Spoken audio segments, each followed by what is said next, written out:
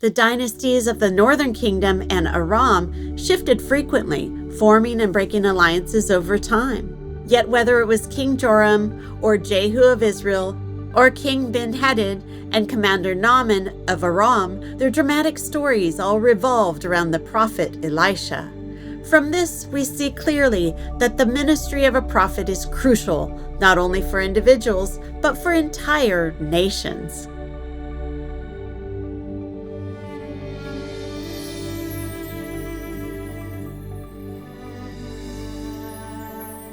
Naaman, the commander of the Aramean army, was highly esteemed for his military achievements, but he suffered from leprosy, an incurable disease at the time. A young Israelite girl who had been taken captive knew that Elisha was a prophet in Israel. With the king of Aram's support, Naaman traveled south to Samaria, bringing lavish gifts in search of healing. Elisha, however, did not come out to meet him. Instead, he sent a messenger with a simple instruction: "Go, wash in the Jordan 7 times, and your flesh shall be restored, and you shall be clean." Naaman became angry when Elisha didn't even come out to meet him. But his servant urged him not to be offended. If the prophet had asked you to do something difficult, wouldn't you have done it? How much more then, when he only said, "Wash and be clean"? Naaman listened to the advice and followed the instructions. Sure enough, his skin was completely restored and cleansed. Naaman declared, "Now I know that there is no God in all the earth except in Israel." Elisha's refusal to accept any gifts deeply moved Naaman, awakening a desire in him to worship the Lord. He said, "From now on, your servant will not offer burnt offering or sacrifice to any god except the Lord."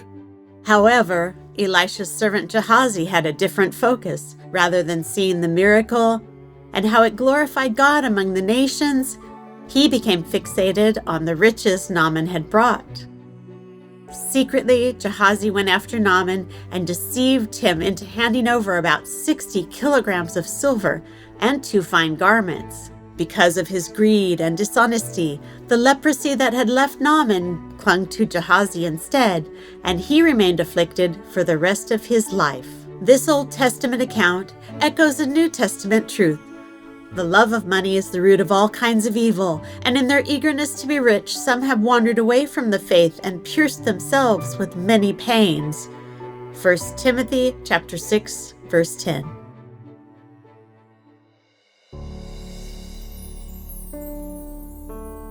Whenever the king of Aram planned an attack against Israel, the Spirit of God would move Elisha to warn the king of Israel in advance. In response, the king of Aram sent a great army by night to surround Dothan, determined to eliminate Elisha, Israel's secret weapon. Dothan, an ancient city, lies about 16 kilometers north of Samaria in the plain between the hills of Samaria and Mount Carmel.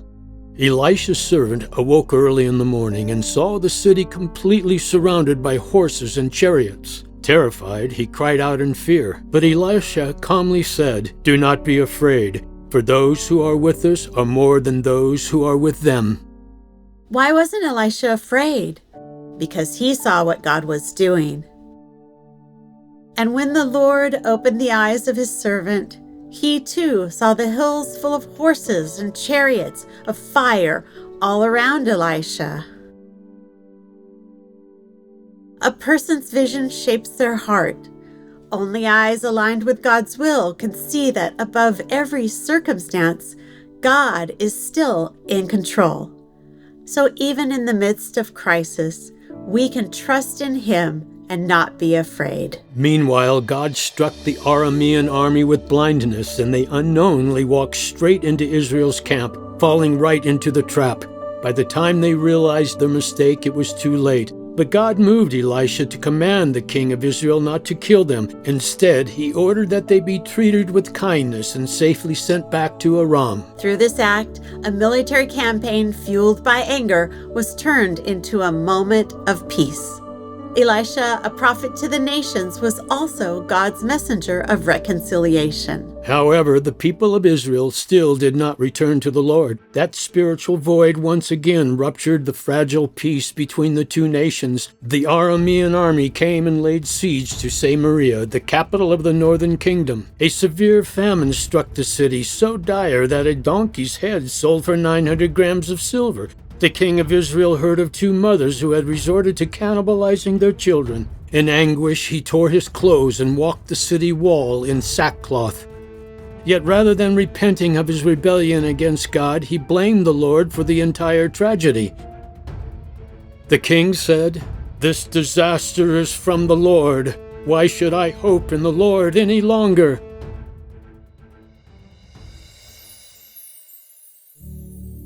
But Elisha had already foreseen that the famine in Samaria would be completely lifted in just one more day. He urged the king of Israel, "Is anything too hard for the Lord?" Yet the officer standing beside the king did not believe. So Elisha told him, "You shall see it with your own eyes, but you shall not eat from it." This is just like what we see in the Gospels. Those who most often experience Jesus' miracles are not the privileged, but the marginalized. The miracle Elisha had prophesied was first discovered by 4 men afflicted with leprosy. They had been forced to live outside the city gates and faced certain death either way. So they boldly entered the Aramean camp, only to find it completely abandoned. God had caused the Aramean army to hear the thunderous sound of chariots and horses, as if a mighty army from Egypt or the Hittites had come to Israel's aid. In terror, the Arameans fled and left everything behind. With nothing but the sound of heavenly cavalry, God sent the entire enemy force fleeing in fear, rescuing the starving city of Samaria. After feasting and gathering treasures, the 4 lepers were struck by their consciences. They returned to the city gates and reported the good news to the guards. The people rushed out of the city and looted the Aramean camp. Those who gathered the most began trading immediately. As Elisha had prophesied, 3 kilograms of flour sold for 11 grams of silver, and 6 kilograms of barley sold for the same price. The word of the Lord was fulfilled precisely. The officer who had doubted Elisha's prophecy was trampled to death at the city gate while trying to control the crowds.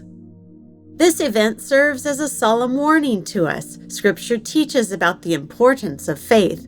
Without faith, it is impossible to please God. For whoever would approach him must believe that he exists and that he rewards those who seek him. Hebrews chapter 11, verse 6. When King Ben-Hadad of Aram fell seriously ill, he did not consult the idol-worshipping prophets of his own nation. He knew that the Spirit of the true God, the Lord, was upon Elisha.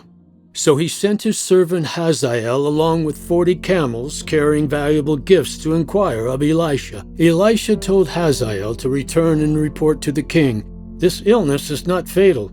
Yet he added that the king would, in fact, die. God had already revealed to Elijah at Mount Horeb that Hazael would become king over Aram. All authority on earth comes from God. It is by his plan that kings and leaders rise to power.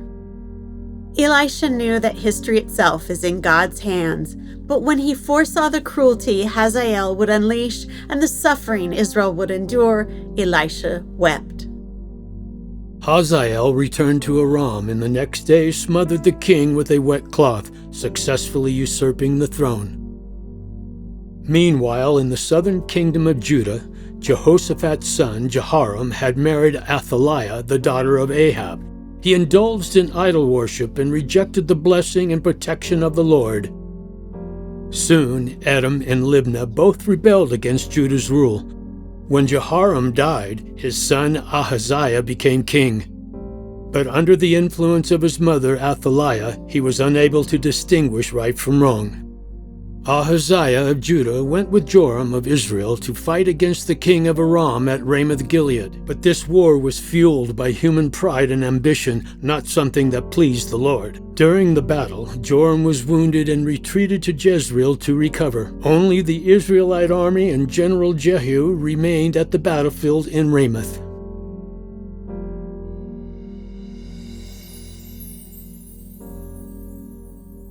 Every person enters the stage of life with a purpose ordained by God. Long before, at Mount Horeb, the Lord had already revealed to Elijah that Jehu would bring an end to the house of Ahab.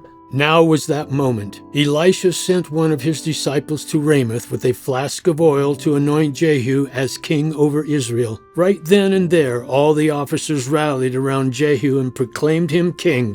When King Joram heard that Jehu was approaching Jezreel, he rode out in his chariot to meet him. Their encounter happened by no coincidence on the very field where Ahab had murdered Naboth. Jehu drew his bow at full strength and shot Joram through the heart. Joram collapsed in his chariot dead. Jehu ordered his men to throw the king's body onto Naboth's field, fulfilling the word of the Lord spoken through the prophet against the house of Ahab. Ahaziah, king of Judah, fled the scene but was also wounded. He escaped to Megiddo, where he died. His servants transported his body back to Jerusalem, where he was buried. The kind of vision a person lives by shapes the entire course of their life. As Jesus said, the eye is the lamp of the body. If your eye is healthy, your whole body will be full of light. But if your eye is unhealthy, your whole body will be full of darkness. If then the light in you is darkness, how great is the darkness? Matthew chapter 6, verses 22 to 23. In our postmodern 21st century culture, where moral clarity is often dismissed and right and wrong are blurred, we as children of God must be vigilant about how we see. If we don't want to be swallowed by the darkness, we must seek a vision aligned with God's heart. In an age when truth and falsehood are confused, we are called to shine, bringing light to every corner of this darkened world.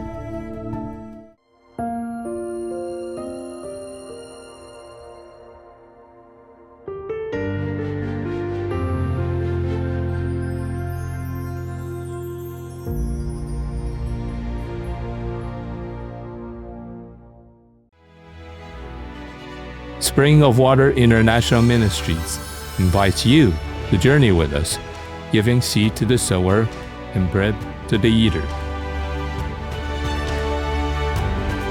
For more details, please contact Spring of Water International Ministries.